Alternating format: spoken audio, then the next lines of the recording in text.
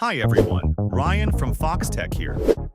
In today's video, I'm going to show you how to connect your iPhone and iPad so that you can see what your iPhone's camera is filming directly on your iPad.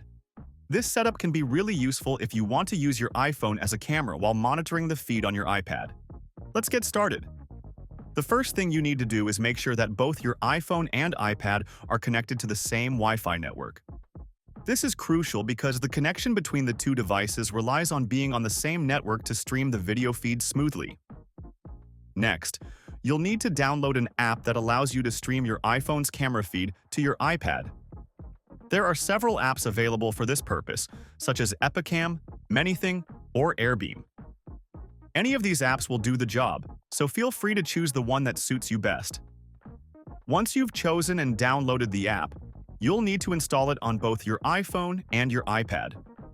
Follow the setup instructions provided by the app to ensure everything is configured correctly.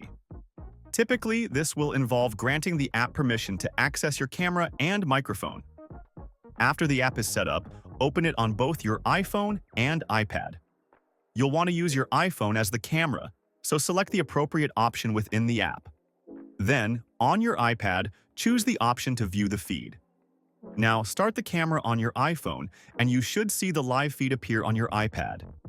This allows you to monitor exactly what your iPhone is filming in real time, which can be incredibly helpful in various scenarios, from vlogging to home security. And that's all there is to it.